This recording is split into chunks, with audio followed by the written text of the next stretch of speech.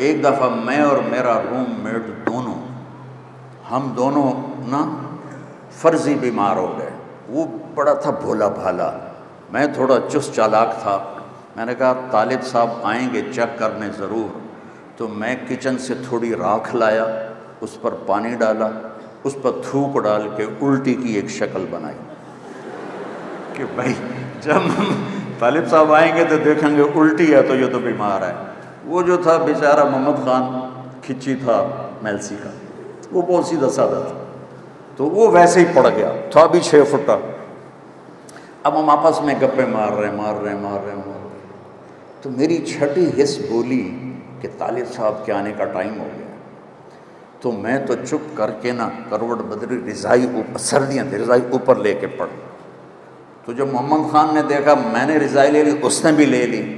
اب تھوڑی دیر تو وہ بیچارہ چپ رہا، اب وہ صحت مند، کوئی بیماری نہیں، رضائی اوپر لینا، تو وہ شروع ہو گیا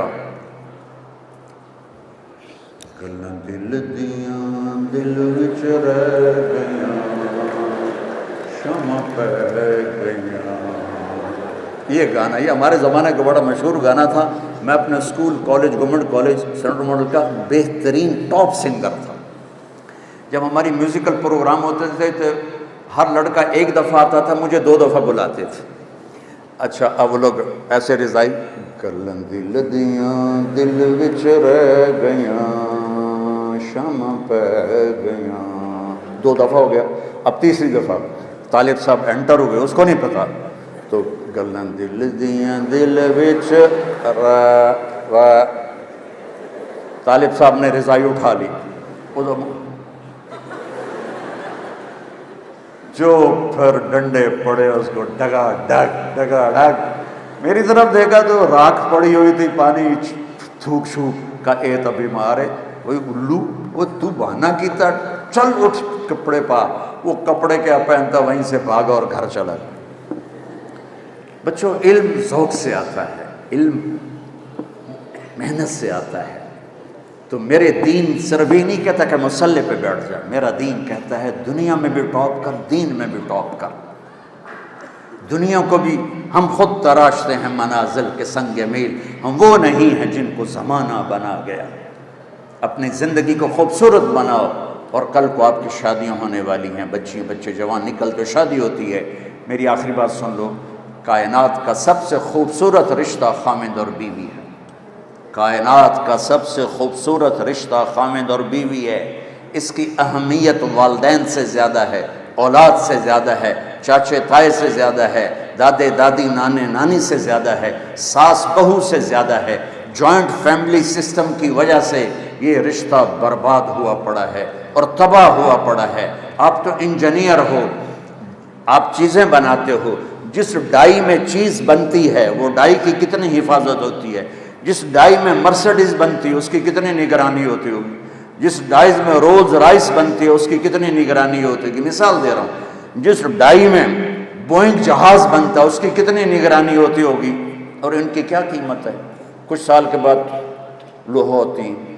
اور کائنات کی سب سے قیمتی جو کیا اس کو کہتے ہیں، جو پروڈکشن ہے، کائنات کی سب سے قیمتی پروڈکشن انسان، اور کائنات کی سب سے قیمتی ڈائی ماں، اور اس پر خراش نہیں آتی، سوراخ ہو جاتا، اس کے دل کے سوراخ ہو جاتے، تانے تانے تانے تانے، بولیاں، کبھی ساس، کبھی سسر، کبھی خامن، کبھی بہنیں، اور وہ بیچاری سہ رہی ہے، اور پیٹ میں بچہ پروان چڑھ رہا ہے۔ یہ بچہ پیدائشی ڈپریشن کا مریض ہوگا کہ اندر سے ڈائی ٹوٹ چکی۔ میرے نبی نے فرمایا کہ میرے مدینے کے صحابہ بڑے عالی شان لوگ ہیں، یہ جب کسی کی بیٹی کو لے کر آتے ہیں تو اس کو محسوس بھی نہیں ہونے دیتے کہ اپنے گھر میں ہے یا سسرال کے گھر میں۔ تو بھائیو، میرا جو معاشرہ ہے وہ ہندو معاشرہ ہے، اس میں عورت کی قدر نہیں ہے، آنے والی کی قدر نہیں ہے، وہ گھر چھوڑ کے آئی ہے، بیوی۔ لوگ کہتے ہیں میں عورتوں کے حقوق زیادہ بیان کرتا ہوں، میں نے کہا ہیں ہی ان کے زیادہ، بیچاری مار زیادہ کون کھاتی؟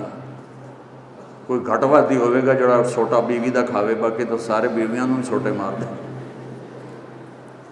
کیونکہ میرے پاس جو کیسز آتے ہیں اس میں 95% مردوں کی سسرال کی زیادتی ہوتی ہے، 5% کوئی عورت بچی بے وقوف ہوتی ہے جو اپنا گھر برباد کر دیتی بد زبانی کی وجہ سے یا بد اخلاقی کی وجہ سے۔ تو بھائیو یہ بہت خوبصورت رشتہ ہے، اس کے لیے سینکڑوں آیات اللہ تعالیٰ نے قرآن میں اتاری ہیں۔ اچھے خاوند بنو، اچھی بیوی بنو، اور ایک چھوٹا سا نسخہ بتاتا، صبر کرنا سیکھ، بولو نہیں، چپ رہو، کوئی بھی آہ نہ کر لبوں کو سی، عشق ہے دل لگی نہیں، سینے پہ تیر کھائے جا، آگے قدم بڑھائے جا، یعنی زبان حال سے کہہ دے کہ ہاں ستائے جا۔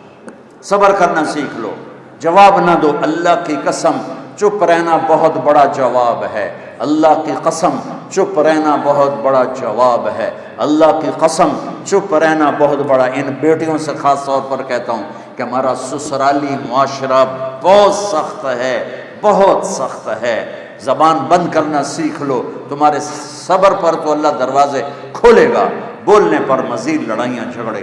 کس گھر میں جھگڑا نہیں ہوتا؟ کائنات کا حسین جوڑا علی و فاطمہ، میرے نبی گئے بیٹی کے گھر، وہ پریشان، کیا ہوا بیٹا؟ کہ میرا علی کا جھگڑا ہو گیا۔ کہ علی کدھر ہے؟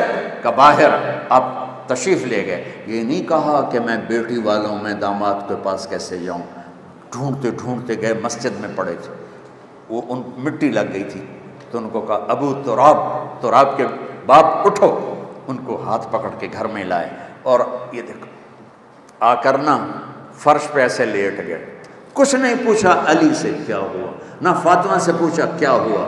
لوگ صلح کرانے جاتے ہیں، کہتے ہیں کیا ہوا، وہ ڈھیر اگ لگ جاتی، وہ زیادہ لڑائی ہو جاتی۔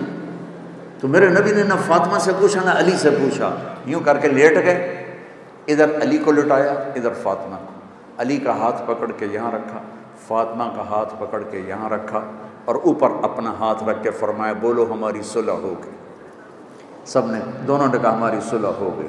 آپ باہر نکلے ہنستے ہوئے، صحابہ نے پوچھا یا رسول اللہ، بڑے خوش نظر آ رہے ہیں، کہ علی و فاطمہ کی صلح کرا کے آ رہا ہوں۔ یہ جھگڑے تو جا کے جنت میں ختم ہوں گے، جہاں زندگی کی ابتدا تو ہے، انتہا کوئی نہیں ہے، محبت تو ہے، نفرت کوئی نہیں، جوانی ہے، بڑھاپا نہیں، صحت ہے، بیماری نہیں۔ آپ کو سب سے چھوٹا جنتی سنو، سب سے چھوٹا، ایک کمرے والی جنت سمجھ، ایک کمرے والی، یہ اس کا نام ہوگا جوہینہ، قبیلہ بھی جوہینہ۔ میرے نبی نے فرمایا سب سے آخر میں جہنم سے نکلے گا، اور کٹ کھاندہ کھاندہ اللہ معاف کر کے جب جنت کے دروازہ اس کے لیے کھلے گا، تو آگے ایک نوکر ہو، اس کو دیکھ کر یوں ہو جائے گا، کہے گا سرکار کیا ہوا؟ کہ تم فرشتے ہو؟ کہے گا میں فرشتہ نہیں، میں آپ کا نوکر ہوں، پوچھو۔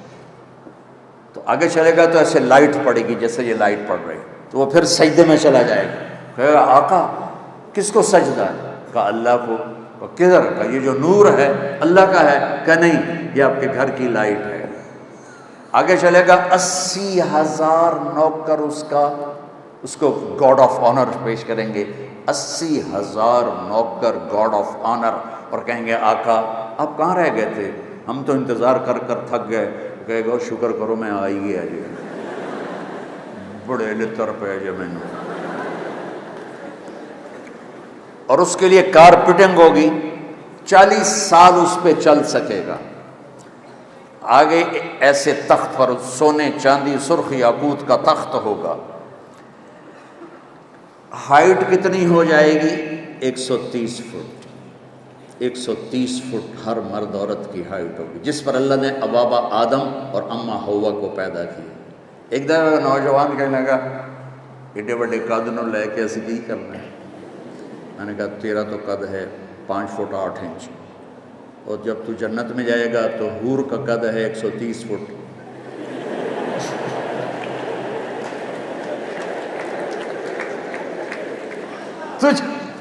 تجھے کہاں بٹھائے گی؟ جیب میں ڈالے گی، اور تو تجھے نہیں ہے۔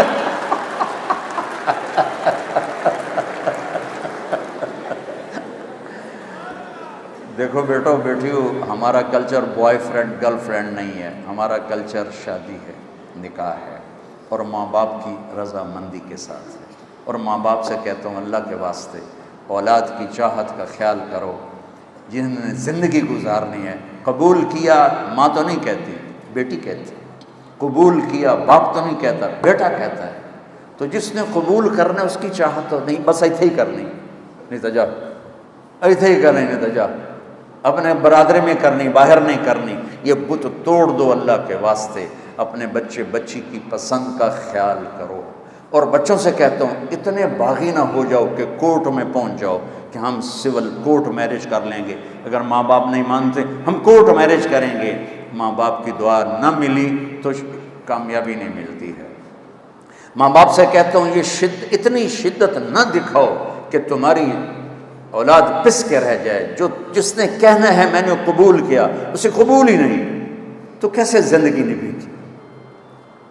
قبول کیا واجب لفظ ہے، واجب واجب۔